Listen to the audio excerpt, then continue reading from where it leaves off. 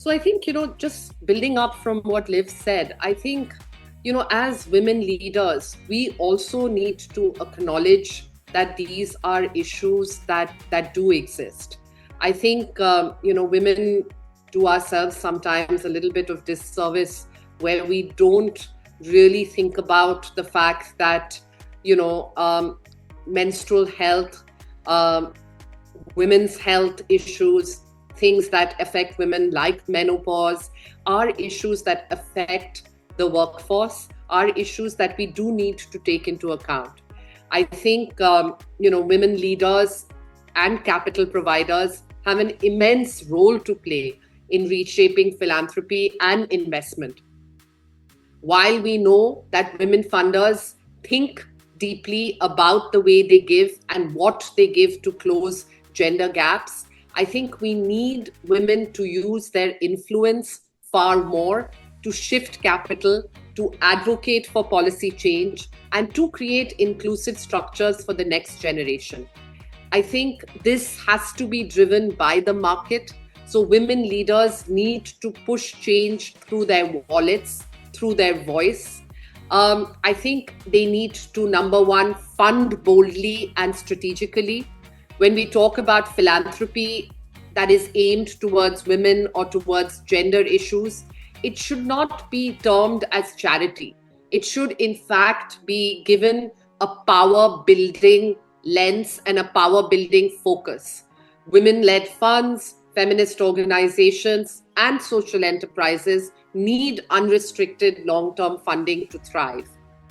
We have to take the lead in challenging bias in decision-making, whether that bias comes in boardrooms, whether that bias comes in investment panels. Women leaders must advocate for policies that prioritize gender equity, starting from procurement practices all the way to funding allocations. I think it's important that we leverage networks for collective impact. Platforms like the AVPN's Gender Equality Platform and Women's Giving Circles provide these opportunities to pool resources, to share knowledge, and to amplify impact across sectors. We have to integrate a gender lens into climate and economic policies. Women are at the front line of climate resilience, economic recovery, and digital transformation. Yet, our voices are often missing. Women leaders are the ones that have to push for gender-inclusive climate action and for economic policies that put gender and women at the forefront. The power of philanthropy and investing is in its ability to not just redistribute wealth, but redistribute power. The more women lead, invest, and advocate, the closer we are going to get to a truly equitable Asia. Naina, I got goosebumps as you were giving that answer. Really, so much of what you said aligns deeply with what we are working to do and what we believe in. And there's one particular part of what you mentioned that I feel really strongly about, which is this idea of collective efforts. And that leads me to add on to your answer, which is I can't really talk, especially when it comes to the work we do, which has very much a focus on leaders from a corporate perspective, because we believe they have so much power to drive corporate funds into initiatives and issues that matter.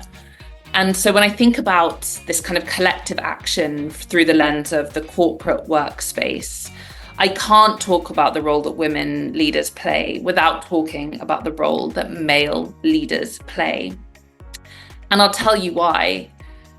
As I've mentioned already, the issue that we are trying to tackle has so much deep-rooted stigma around it, which makes it a very complex issue for people to talk about, but particularly women. And what I see sometimes is, and I should caveat this, that we have had the most incredible advocates from C-suites to people leaders, HR leaders in organizations, both men and women, But we've also obviously come up against a lot of resistance when it comes to the work that we do. And typically when I say that, people automatically assume that the resistance we've encountered is from men and non-menstruating people, when in fact we have also encountered a lot of resistance from women leaders in the corporate workspace. And at times, those women leaders have been slightly demonized, I think, for the stance that they have taken and their perceived unwillingness to advocate for the work that we do and our solutions. And I think that's very much the wrong way to look at it. I think that attitude puts a lot of an additional burden on women. I think it is unrealistic and ultimately unfair to expect women leaders who exist, let's face it, still in very male-dominated workplaces where there's a lot of masculine energy. It's difficult and in some cases dangerous for them to use their position of power to then advocate for something like menstrual health that is so stigmatized. So I call upon the men, even if you yourself have ultimately a female CEO or somebody leading your company, it is really the men throughout the organization who play such a key role in creating the safe spaces necessary for women leaders to actually be able to use their voices and their undeniable power to advocate for solutions like LUÜNA's to advance issues like menstrual equity and gender equity more broadly in the corporate workplace.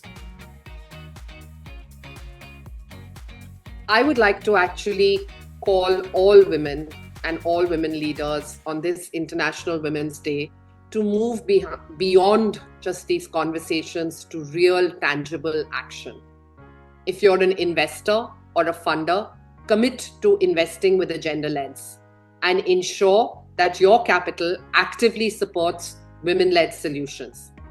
If you're a business leader, integrate gender equity in hiring, leadership, and procurement. If you're part of a giving network, let's collaborate to fund women's movements at scale. AVPN's principles for giving with a gender lens, grounded in Asian practices, can help guide you in making these commitments a reality. The time for incremental change is really over. This is the moment for bold catalytic action.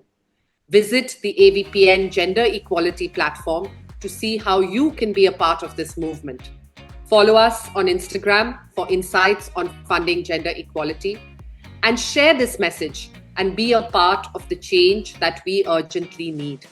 Let's not wait for gender equality. Let's build it together now.